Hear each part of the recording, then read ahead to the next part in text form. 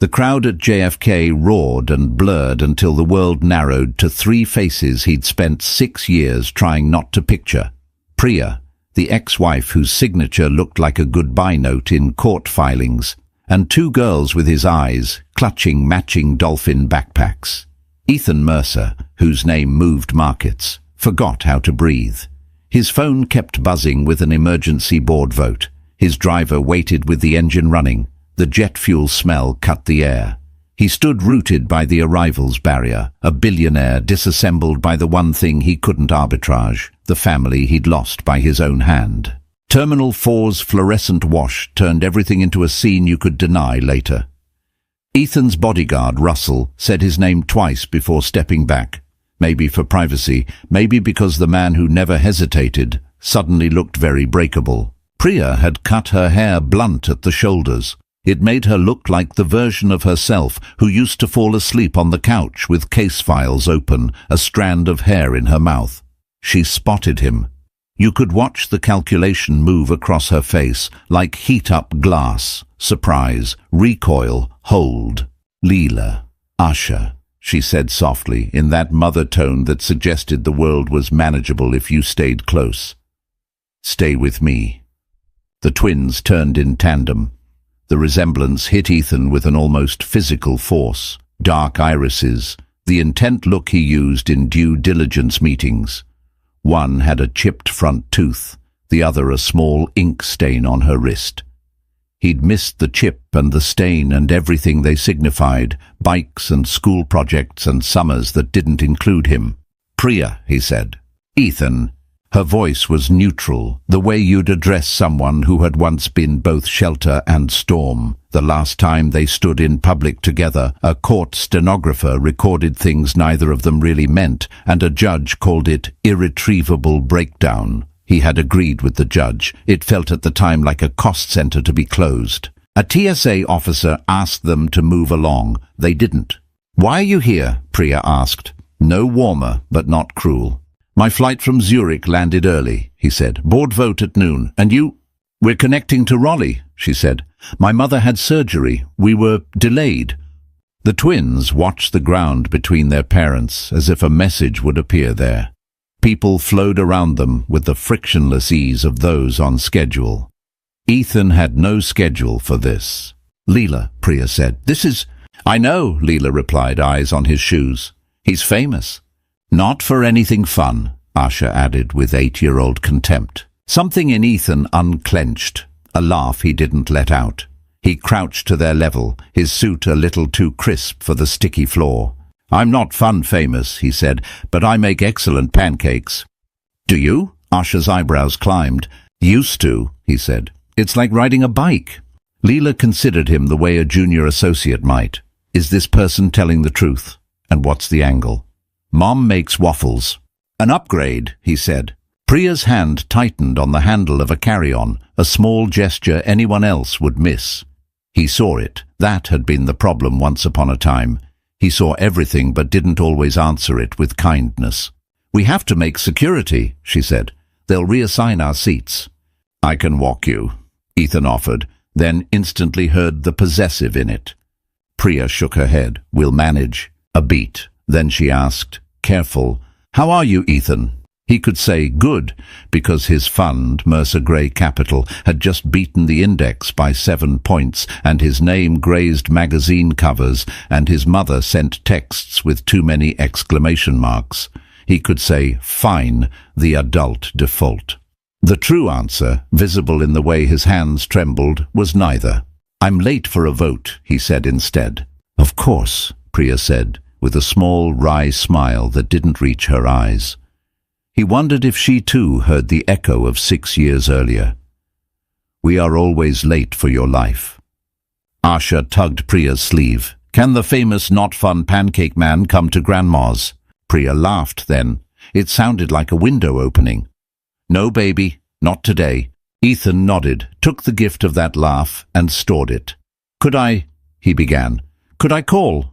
Just to check on your mom, and, he faltered, and on you.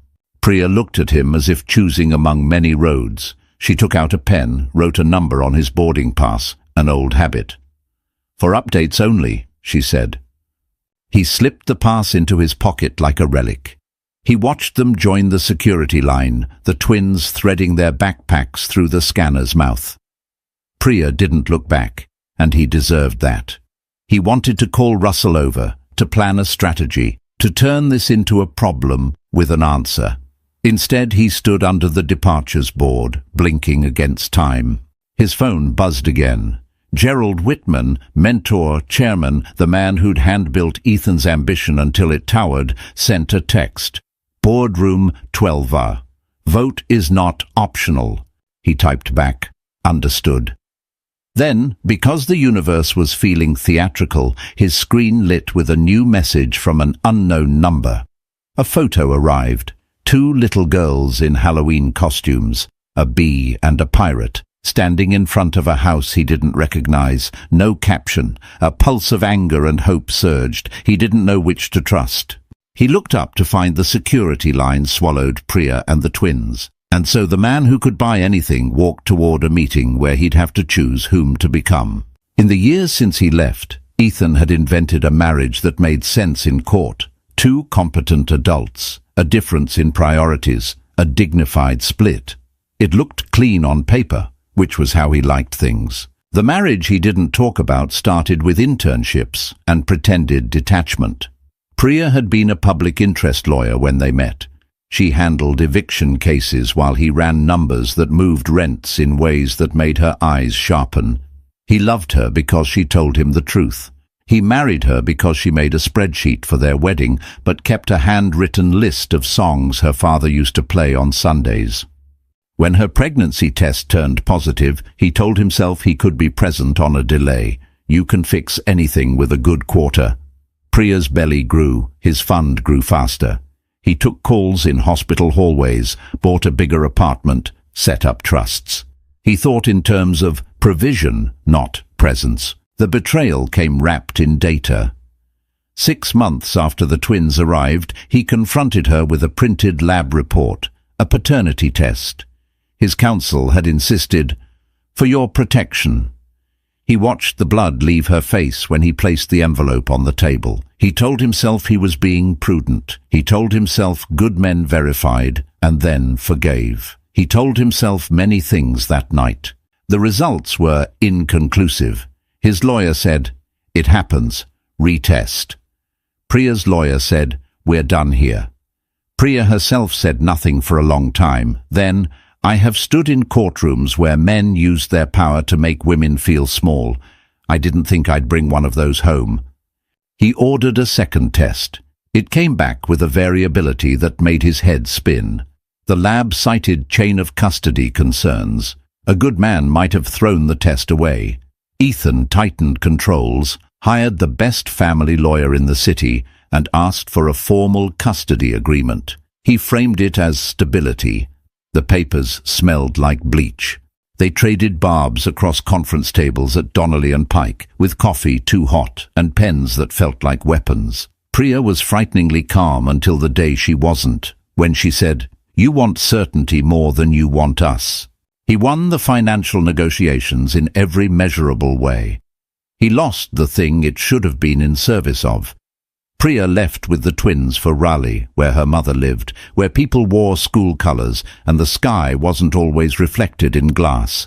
Ethan signed, wired, and returned to the machine that loved him back. For 6 years he avoided the quiet. He dated women who needed reservations, bought planes he named after lost constellations, and said yes to interviews where he sounded humane. He sent gifts to Raleigh without a return address. Museum memberships, a very small violin, a writing desk. He had a newsletter-level understanding of their lives. He knew Leela drew suns with too many rays, and Asher collected smooth stones, because Priya's cousin posted photos. He loved his daughters as if loving were a hedge. The truth sat in a folder he didn't open, labeled Private Mercer Prior. He'd asked Russell to lock it and forget the passcode. Any time he reached for it, he would remember the look on Priya's face when he slid the envelope across their kitchen table and stop. There are decisions you can't expense against the future. And yet, when he saw them at JFK, something old and undamaged rose. He understood suddenly that if he wanted anything like redemption, he'd have to sit in rooms without a vote and say, "I was wrong." At 11:59, he walked into the boardroom at Mercer Gray. The floor-to-ceiling windows turned Midtown into a futurist painting. Gerald sat at the head of the table, white hair like frost under recessed lights, eyes full of that paternal warmth Ethan once mistook for safety. "We're glad you could make time," Gerald said, which was how he said, "You belong to us." On the agenda, an acquisition pitched as a strategic alignment. They planned to fold a philanthropic foundation into the firm's new impact fund, a deal that smelled like pennies on a cold day, metallic, faintly wrong. "Questions?" Gerald asked. Ethan cleared his throat. Priya's number was a weight in his pocket. "Why does the foundation's donor anonymity clause extend to board members?" he asked. "This is charitable-sounding leverage. We're buying reputations." Gerald smiled. "We're buying scale. You worry too much about the label." The vote would be 11-1 if Ethan opposed. He knew because Victor Hahn, the CFO with perfect lapels, had whispered it in the hallway. "Don't embarrass yourself. The world runs on deals made by men who can stand to be disliked." "Motion passes," Gerald said when the hands went up. He looked at Ethan as if to ask, "Are you still my son?" Ethan's phone buzzed, loud in the polished room. He glanced down. Priya. He didn't think. He left. Power hummed behind him. The hallway stank of recent paint. "My mother didn't make it to surgery," Priya said when he answered. The words came evenly, as if carefully poured. "We're not flying on." The elevator reached the lobby. The winter light outside cut sharp. "Where are you?" he asked. She told him. He went. The hospital in Queens smelled like hand soap and fatigue. Ethan found Priya sitting upright in a waiting area chair, not crumpled. He couldn't imagine her crumpled, but still. The twins sat cross-legged on either side, sketching quietly on pads a volunteer must have offered. Grief moves through a family in different dialects. Priya looked at him the way people look at an old apartment they once loved, with tenderness and inventory. "You came." "I did." He didn't reach for her. He had forfeited the right to touch the person he had once known better than anyone. He crouched by the twins, eye level again, remembering some manual he'd skimmed about meeting children where they were. "I'm sorry about your grandmother," he said. Leela nodded solemnly. Asha drew her lines harder. "We're staying till the funeral," Leela said. "Then we go home." Home meant the small house in Raleigh with the sagging porch steps where a cat sometimes appeared in the morning. Ethan had imagined it 1,000 times and never once stood inside. "Is there anything I can do?" he asked. Priya surprised him. "We could use a ride," she said, "and a bed for a night." He glanced at Russell, sent a look that said, "Make it happen." His driver could be at the curb in 5, a hotel suite near the hospital, or, "You can have the guest rooms," he said. No strings. He heard the old hymn in the cadence and tried again. "It's safe and close." Priya considered. "One night," she said, "because the girls haven't slept, and because you asked right." He exhaled. "Thank you." At the penthouse in Tribeca, the river wore the color of money. Floor-to-ceiling windows, art Ethan didn't love, but a consultant insisted was speaking to the moment. He watched Priya take it in without that narrowing of the eyes people get when they want to belong here. She didn't want to belong here. She wanted a clean place to lay her daughters' heads. The girls explored quietly, more cat than tourist, testing thresholds. Leela found the piano and pressed a single note. It hung in the room like a question. Asha drifted to the bookshelves, pulled down a copy of the Phantom Toll Booth, opened it to the map. "Where's Expectations?" she asked. "East of Reality," Ethan said, surprised the answer came without dust. Priya glanced at him, something soft crossing her face, and gone. It was late. Russell ordered food. Ethan stocked the fridge with things he remembered Priya liked. Whole milk, strawberries, grocery store flowers because peonies weren't in season, and peonies had been their joke about unnecessary beauty. He showed the girls the guest rooms, the way the blackout curtains worked, the bathroom drawers filled with endless hotel-sized toiletries, because his life was 3/4 airport. "Do you live alone?" Leela asked. "I do," he said. "Because you're rich?" Asha asked, blunt. "Because I made choices," he said. He sounded like someone in rehab for ambition. While the twins showered, Priya stood at the kitchen island holding a glass of water, as if it were an argument she hadn't decided to make. "Why did you oppose the vote?" she asked. He blinked. Of course she knew. She always followed the money. "Because anonymity is a lie with a tuxedo," he said.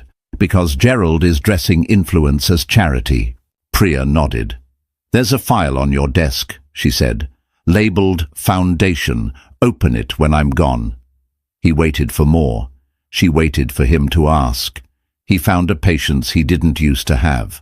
"I will," he said. She put the glass down. "The twins should know you," she said quietly, "because you're their father, and because I'm tired." He held the counter like a rail on a moving train. "Priya." He had practiced apologies in his head, in interviews he never gave. "I was wrong," he said, "about the test, about everything. I wanted certainty more than I wanted you." She looked at him then, really looked, and he saw the grief and the steel and the practicality that had made her pack and go when the city became unsafe in ways he didn't see.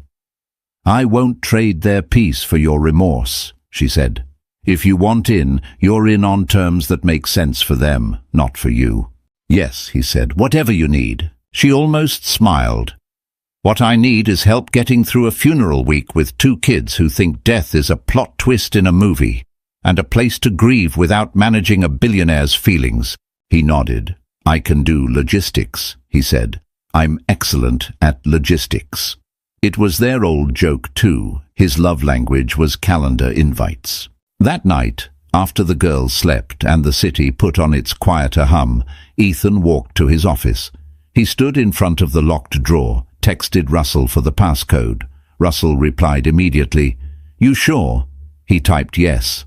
The drawer clicked. The file came free. The Foundation dossier was thick with photos and memos. A logo he knew, a stylized flame, appeared on the first page.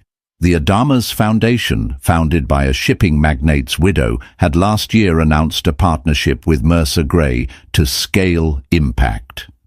The internal memo said something else. Donor advisement fees routed through Shell LLCs, grants earmarked for districts where regulators were balking at Mercer Gray acquisitions, a hush of money over the loud machine of democracy. A post-it note in Priya's handwriting flagged a name. Rosalie's, it said. Lab Tech. See also, and an arrow to a copy of the paternity test chain of custody log. Someone had signed for the sample transfer at a lab in Midtown. The signature looked careful, like a forging of calm.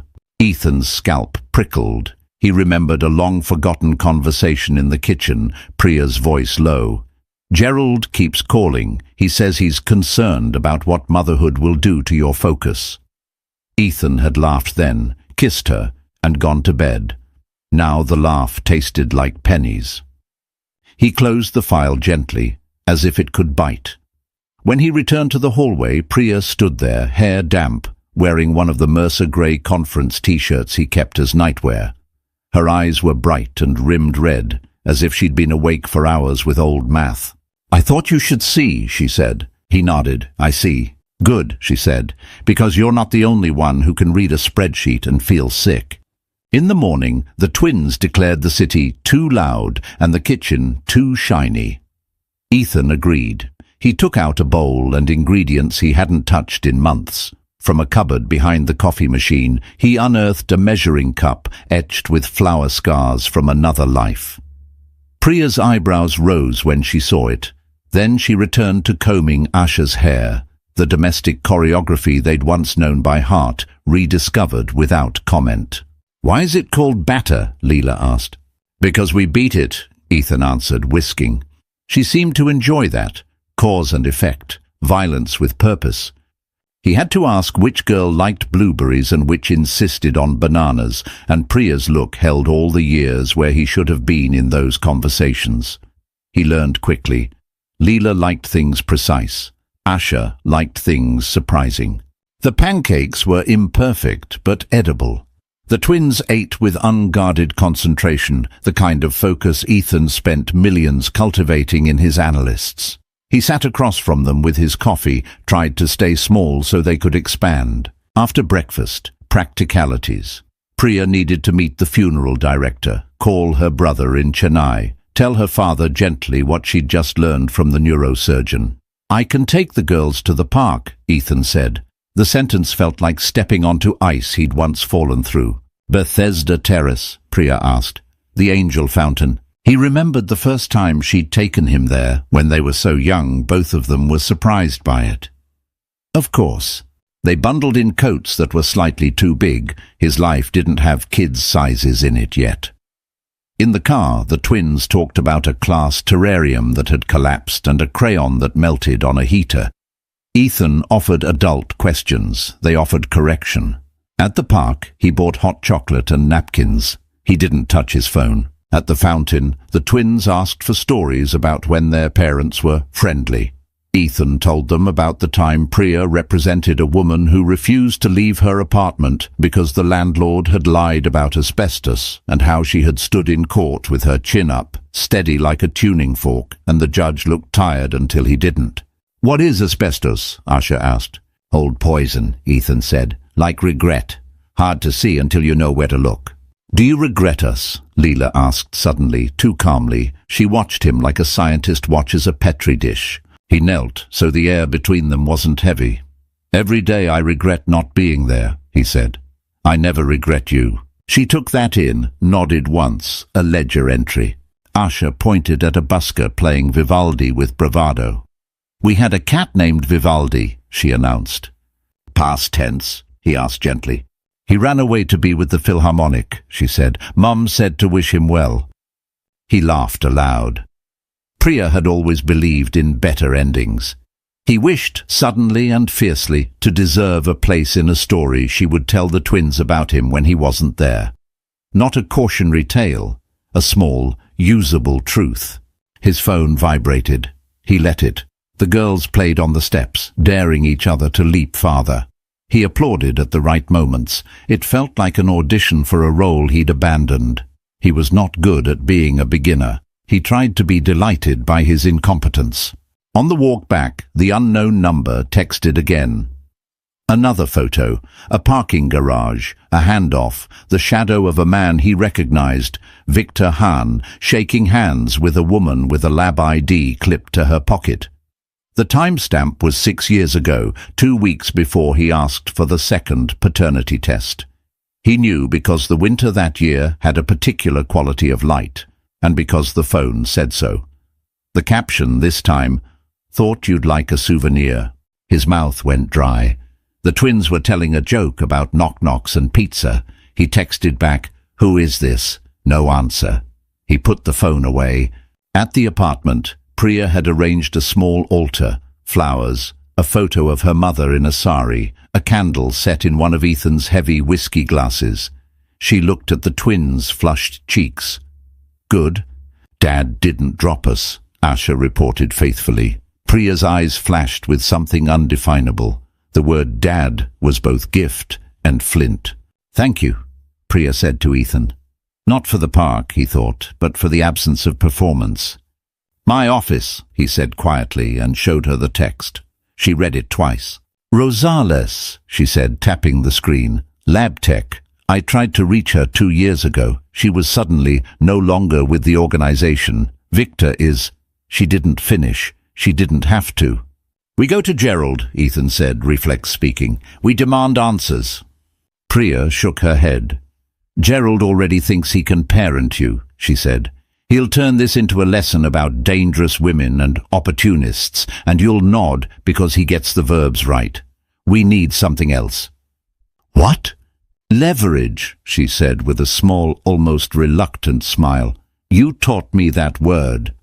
He looked at the candle in his whiskey glass, the flame steady as a metronome.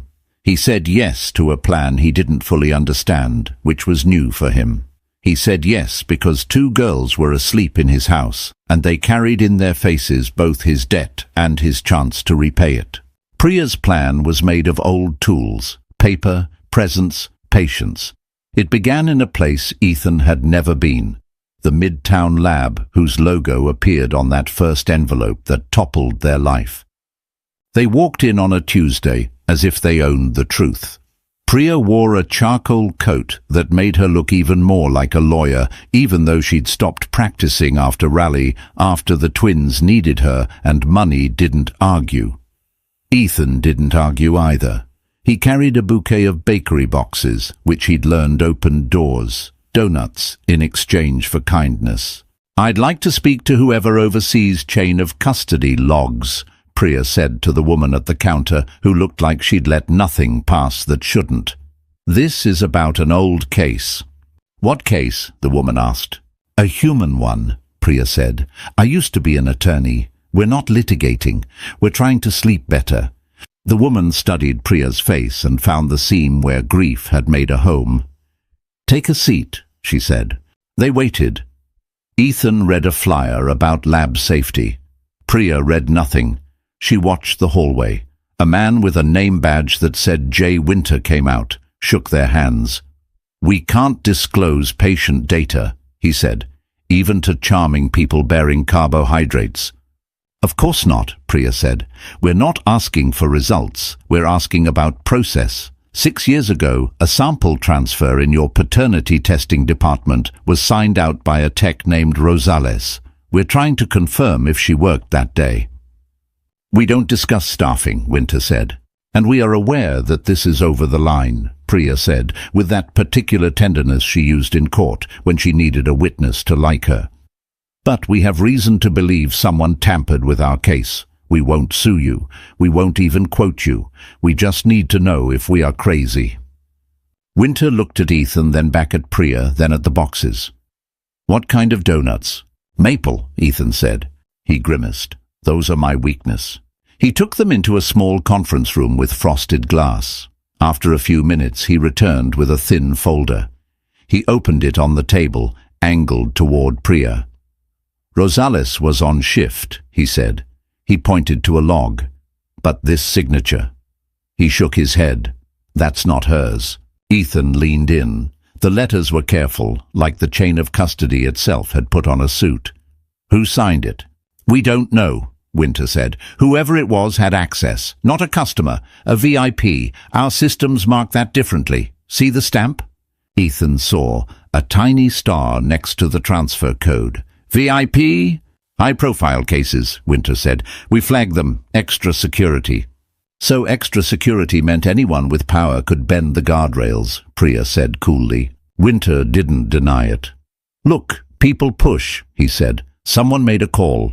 People here wanted to cooperate." "Who called?" Ethan asked. Winter's eyes were careful. "I like my job," he said. "We won't name you," Priya said. "We will keep your donuts secret." Winter sighed, then took out a pad, wrote 2 letters, 1M. He underlined them twice. "That's all I can say," he said. "Bring better donuts next time." In the hallway, Ethan stared at the letters as if they were a code. "Whitman and McAllister," he said slowly. "Gerald's old law firm. They handle his everything." Priya nodded, jaw set. "He wanted you clean," she said. "He couldn't risk you choosing family over the firm." Ethan understood something then that had been building like weather.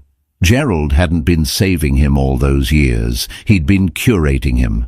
Every speech about character, every dinner where Gerald told stories about deals that went sideways until he set them right, all of it had been a meticulous narrowing of Ethan's life. He called Victor. Victor picked up on the second ring. "Busy day?" Victor asked, his tone the supercilious cheer of someone who knows where the bodies are buried and has drawn a map. "Let's meet," Ethan said. "Now." Victor named a coffee shop downtown where the pastries were ironic. Ethan didn't bring Russell. He brought the photo. Victor arrived in a coat that cost more than rent in a small city. He sat without greeting, hands clean of anything as vulgar as sugar.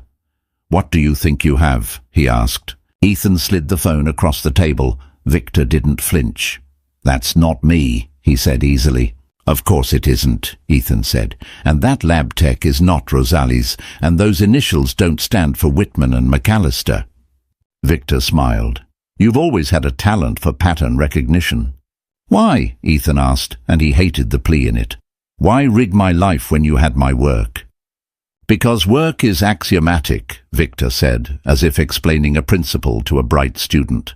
"Family is stochastic. You were noise-prone. Gerald removed the noise."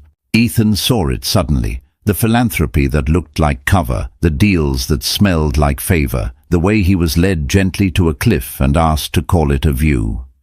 "You forged a signature on a chain of custody log." "I arranged for someone to sign to protect the firm," Victor said. "Your personal drama risked a leak. The woman was compensated. She's in Miami now. There is nothing in writing, and you won't do anything because there's a board vote Thursday and you want to be chairman." Ethan thought of pancakes and hot chocolate and Priya's hand tightening around a suitcase handle at JFK. He thought of his daughter's future selves, trying to make sense of their father. He stood. "You don't know me as well as you think," he said. Victor's smile didn't waver. "We made you," he said softly. "We can unmake you." "Try," Ethan said and walked out. In the street, the cold felt like permission. The old Ethan would have called a crisis PR firm. The new Ethan called Christina, the housekeeper who had once told him gently to stop buying flowers that died in 2 days. She met him on a bench outside the penthouse, her scarf too thin for the weather, her eyes full of the kind of worry people carry when their boss looks different. "Mr. Mercer," she said, "you look like you've been thinking." "I have," he said. "The wrong man taught me how." Christina nodded. "You need someone who knows the building," she said. "What are we finding?" "The truth," he said, and laughed at how naive it sounded. He told her about the lab, the initials, the photo. Christina had a talent for solving. "The woman in the picture," she said, peering. "She came once before, dropped something with Russell for you. He was new then." She had a badge. "Rosales?" he asked. "I never got a name," she said, "but Russell will know. He always knows." Russell did. He had kept a ledger of visitors. He was the kind of man who filed reality into columns. "She's now in Miami," he confirmed. "Works at a clinic for an anesthesiologist who likes boats. I can get you a number." "Get me a flight," Ethan said. "And can you make sure Priya and the girls have what they need while I'm gone?" Russell smiled faintly. "I'm honored you asked." In the cab to LaGuardia, Ethan called Priya. "I'm going to Miami," he said. "Rosales may talk." Priya was silent a beat. "This is the moment I should say, 'Be careful,'" she said. "But also, burn it down." He laughed, surprised by joy amid the ash. "Yes," he said. "I'm learning to want the right things." Rosales lived in a building with balconies like teeth. She met Ethan in a cafe that smelled like oranges and printer ink. She was younger than he expected, with tired hands and a gaze that had learned to expect nothing good from men in suits. "I was told you'd be generous," she said before he could order. "I was told you were forced," he said. "I can be generous and sorry." She considered. 6 years ago," she said, "I got a call from a firm with initials. They said a VIP case needed discretion. They sent a courier with a package that had already been sealed. They asked me to sign for it and transfer it to our director. They offered me a bonus." She looked down at her coffee. "I was paying for my mother's chemo." I said yes. "Did you know whose case it was?" he asked. "I figured it out," she said. "I saw your name on an internal screen. I told myself it wasn't harm, it was intake. That's how they said it. Intake, like breathing in." He closed his eyes, saw Priya in their kitchen, saw himself holding an envelope like a man holding a grenade. "Do you have anything?" he asked. "A copy, a timestamp?" "I deleted everything," she said. "The director made us, but—" She reached in her purse, took out a small notebook, blue and battered. "I wrote it down," she said, "because I felt filthy and writing is what I do when I can't stop shaking." He took the notebook like a sacrament. On one page, in neat lines, a date and the initials W&M and a transaction ID. "This is enough," he said softly. "It's not official, but it's enough to start." She nodded. "I'm sorry," she said again. "Sometimes the power imbalance is a whole ecosystem and you only see your tiny leaf when you're drowning." He wired money that could make a life easier and also wrote down a number for a lawyer he trusted in Miami who didn't dress his ethics in expensive verbs. "If anyone comes asking," he said, "call her." On the flight back, he wrote his resignation speech in his head. Then he deleted it. Resignation would let the board keep the system intact. Cut off the infected limb, save the body. He needed something uglier. Exposure. He sent Priya a photo of the notebook page. She replied with a single word: leverage. "Thursday," he texted back, "at the vote." She answered, "I'll bring matches." The board gathered like weather again. Gerald sat with the benevolent brutality of an emperor. Victor's tie was perfect. Ethan took his seat as if it were a witness box. "Before we begin," Gerald said, "I want to address some whispers. People are talking about irregularities in our foundation partnership. Let me be clear. We operate with the highest ethics. Impact requires influence." Ethan stood before Gerald could finish. "Influence requires consent," he said. "We bought consent with other people's money." The room stilled. No one interrupted a chairman a breath away from a signature. Ethan opened the folder he'd brought. He placed on the polished wood the Rosales notebook page, the lab log photocopy with the careful false signature, the still from the parking garage where Victor's profile leaned into shadow. He put the initials W&M at the center like a monogram. "6 years ago," he said, "someone altered a chain of custody record in a lab handling my paternity test. This firm's old counsel made a call. A tech signed a log that wasn't hers. That act destroyed my marriage. Before you tell me that's personal, notice what it reveals. We believe access entitles us to rearrange facts." Victor laughed softly. "This is touching," he said. "Did your ex-wife help with the theater?" "She did," Ethan said. "She's better at truth than I am." Gerald's smile chilled. "Ethan," he said, "your pain is real, but don't confuse it with governance. You are a steward of wealth. Do not use a personal grievance to humiliate the firm." "I'm not humbling the firm," Ethan said. "I'm humbling us." A murmur. The general counsel leaned forward, fingers on temples. "What are you asking for?" "An independent investigation," Ethan said.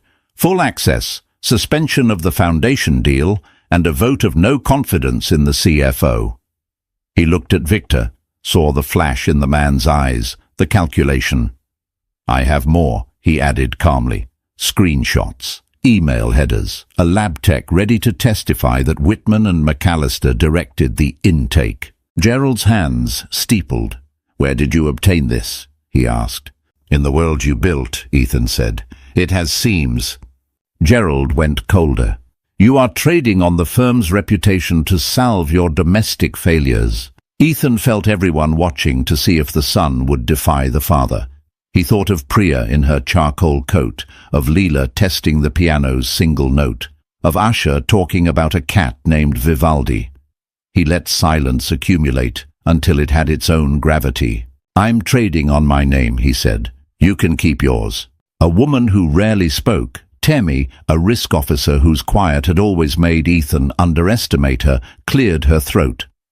"If these allegations are true," she said, "we face regulatory exposure and reputational harm that dwarfs any temporary embarrassment.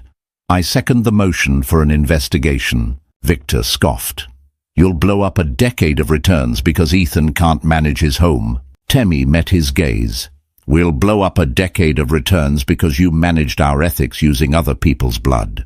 The vote went like a domino line. Once two fell, the rest couldn't keep their balance. Gerald watched, eyes almost tender. From a certain angle he could have been proud. When it was done, the investigation was approved. The foundation deal was frozen. Victor was suspended pending review. Gerald stood at the end, his chair scraping like a complaint. "You're making a performative mistake," he told Ethan. "This industry is built on selective blindness. The market will punish you for squinting." "It already has," Ethan said, thinking of 6 years of silent birthdays. As the board scattered, Victor leaned in, snake quiet. "You can't afford to lose us," he said. "You don't know how alone this will feel by morning." "I know alone," Ethan said. "I just learned its name." When Ethan left the room, Priya was in the hallway, wearing the kind of calm that once broke him open. She didn't ask how it went. She saw it in his shoulders. "You did it," she said. "We did it," he said, "and there will be consequences." "I have to take the girls south," she said. "Funeral is Saturday. Come if you want. Sit in the back. Don't make it about you." "I won't," he said. He meant it. They took the elevator down without touching. When the doors opened, the city felt briefly new. The funeral in Raleigh was modest in a way that made the grief easier to carry. The church smelled like wood and rain. Priya's mother had a photo from 1987 at the front, laughing, head thrown back, a woman who taught Priya how to leave and how to stay, both. Ethan sat in the back as instructed. He wore a suit that signaled respect rather than price. The twins sat between Priya and their uncle. When the hymn began, Asha didn't sing. Leela mouthed the words. Ethan prayed in the way Wall Street men pray when they've run out of language. After the service, he stood on the lawn as people who had eaten Priya's mother's food told stories that put the woman on a porch, in a kitchen, at a PTA meeting. No one cared who he was. It was delicious. Priya came to him later, under a pop-up tent with plates of samosas and lemon bars. Her face was exhausted and luminous, the strange beauty of grief honestly born. "You can come to the house," she said, "for an hour." She smiled a little. No photo ops. The house had the sagging steps, the catless porch, a chalk drawing on the front walk. Inside, magnets on the fridge that read like a map of 8-year-old priorities, a museum schedule, a library checkout list, a drawing of a ladybug with eye makeup. The writing desk he had sent was in a corner, covered with paper. It looked like it belonged because Priya had made it belong. Ethan washed dishes. He took out the trash. He changed the kitchen light bulb when Priya couldn't reach. The ordinary tasks were a revelation. He had thought heroism required votes and columns. It required hands. In the backyard, as dusk fell and the mosquitoes considered their plan, Leela came to stand next to him. "Are you going to be around now?" she asked. He thought of promising everything. He didn't. "I will call every Sunday," he said, "and any day you want. I will come when it helps, not when it makes a scene. I will listen. I will be wrong and try again." She weighed this. "Mom says people can change if they want to, and someone is watching." "I believe your mom," he said. Asha joined them, holding a rock with a white stripe. "This one looks like a road," she announced. "Where does it go?" "Where we make it," Ethan said, corny and true. On Monday, the investigation leaked. It always leaks. Reporters called. Headlines braided words like rigged and paternity and philanthropy with Ethan's name. Gerald issued a statement that sounded like it was carved from ice. Victor hired a lawyer who once represented a mouthwash company. The market dipped, then corrected, then dipped again because volatility is contagious. Ethan's mother called to demand whether any of this is about me, which was how she framed all disasters. He told her he loved her. He told her the truth. She told him to come to dinner anyway. Love is sometimes that stubborn. At Mercer Gray, compliance people wore expressions like bad oysters. Temi ran point with competence that turned Ethan's shame into something useful. "If we're doing this," she told him privately, "we do it hard." He stepped back from day-to-day operations. It wasn't resignation, it was making room. He put Priya's notebook page in a lockbox and asked Temi to copy it to an encrypted drive, then destroy the copy of the copy, then the original. "You can't keep souvenirs from a fire," he said. That week, late at night in his apartment that didn't feel as lonely, he found the twins' toothbrushes in the guest bathroom and sat on the closed toilet and wept the kind of weeping men are told is unbecoming. He thought of a word he'd never liked, repentance, and let it sit with him until it turned from church to practice. When he called Sunday as promised, the girls put him on speaker and quizzed him about a book they were reading for class. "We are not reading aloud to you," Asha said, "because you need to practice hearing between the lines." He grinned. "I am terrible at that," he said. "Teach me." Priya got on at the end. "We're okay," she said. "You?" "Wrecked," he said. "And okay." "Good," she said, and he could hear her smile. Spring arrived slowly. In New York, daffodils stabbed up through tired soil. In Raleigh, the twins learned the difference between a cicada and a locust and insisted on telling Ethan with grave precision. He listened. He learned. He kept showing up on Sundays, sometimes on Wednesdays, sometimes in person for a school concert where he looked so proud of being in the wrong row that people forgave him. The investigation at Mercer Gray yielded a report that read like a morality play. Yes, the foundation partnership had mixed motives. Yes, Victor engineered shell routes. Yes, Whitman and McAllister had facilitated intake processes that contaminated decisions. No one went to jail, which made Ethan angry. People lost jobs, which made him sad. The board asked Gerald to step down for the optics. He refused. The board made another optics. Ethan declined the chairmanship when it was offered, to everyone's shock. Temmie took it, to everyone's benefit. "I don't want to run a system I just got done breaking," he told Temmie. She nodded. "I'll build a better one," she said. "You can come visit." He did. He started a small fund that invested in boring things like municipal bonds and beautiful things like community land trusts. He spoke at precisely one conference where he said, "I traded people for principles and discovered principles aren't worth much without people." The quote did well on social media for a week and then drowned in a new trend. He didn't care. Priya returned to law part-time in a clinic that helped families negotiate medical debt. She and Ethan built a custody plan that didn't feel like a compromise so much as a collaboration. They practiced fighting without drawing blood. They wrote the rules down on paper a social worker gave them, then changed them when life required small edits. One night, after a school play in which Asha succeeded in not rolling her eyes at a boy who forgot his lines, and Leela played a tree with extraordinary stillness, they walked back to Priya's car under a sky that looked like a ceiling full of accidental holes. The girls ran ahead, backpacks bouncing. "I don't know what to call this," Ethan said, gesturing at the air between them. "It's not who we were. It's not—" He didn't say back together. He wouldn't. "It's us," Priya said. "Later and better." He laughed. "Later and better is the most honest brand I've ever heard." She took a breath. "There's something else," she said. She reached into her bag, pulled out an envelope, the lab's logo again. He froze. She saw it. "It's not a test," she said gently. "It's an affidavit. After you went to Miami, Rosales reached out to me. She wanted to write down what she did. I told her truth only hurts when it's delayed. She asked me to give you this when you were ready." He held the envelope. He didn't open it. "I believe you," he said. "I don't need—" "I know," she said. "That's why you can." He tore the top cleanly, slid out the paper. In neat legal language, Rosales described the call from Whitman and McAllister, the intake, the bonus, the regret. The last line read, "I participated in a process where donors and firms confuse power with goodness. I am sorry for the harm." He put the paper back with care. He slipped the envelope into his inner pocket, over his heart, like a cliché.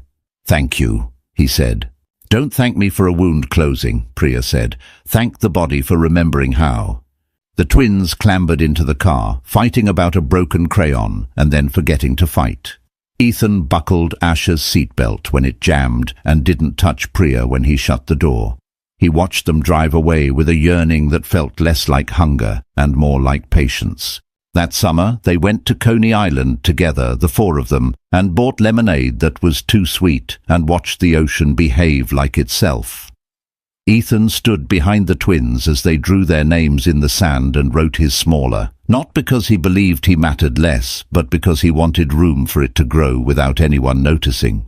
On the boardwalk, Priya bumped his shoulder with hers once, companionably. He didn't make it symbolic. He took it as weather. He let it pass and returned like the tide, steady. He was still rich. He was still famous for things that don't matter up close. But some mornings he woke before the market opened and felt a quiet he hadn't earned yet. He got up anyway and made coffee and sent the twins a photo of a city sunrise and a joke that made them groan. He took the jokes back in stride. He practiced. He faltered. He apologized without invoices. He built a different kind of portfolio. Moments held long enough to mature. When people asked him, nosy at parties, whether he and Priya would ever, he said, "We are." He didn't explain further. The story didn't fit into a caption. It barely fit into a life, and yet it did. One September afternoon, years after JFK, but close enough that the smell of jet fuel could still fold him in half if he let it, he stood in the arrivals hall again, this time holding a sign that read Leela and Asha in block letters, because the twins insisted he embarrass them like other dads. When they ran into him, he remembered to bend his knees. When Priya walked toward him, he remembered not to hope for a thing that wasn't on the schedule. And when she reached him, she touched his elbow, briefly, like a code. Later and better, the touch said. Later and better. He believed her. He believed in the small, humiliating glory of trying again without guarantee. He believed in pancakes, and in affidavits, and in the glittering use of influence that looks like not using it at all. He believed that power could be repurposed, like an old building that everyone thought would never suit a family until one day it did. And sometimes, when no one was watching, he believed he might deserve the life he was learning to live. If this story moved you, even a little, tap that like button so more people find it. Share it with someone who loves layered, messy redemption arcs. And if you want more cinematic, character-rich dramas that ask hard questions and still land with warmth, subscribe and ring the bell so you don't miss the next one. Drop your thoughts and favorite moments in the comments. Team Later and Better, or do you have a different title for Ethan and Priya? Thanks for spending time with these characters. Your support helps bring more stories like this to life.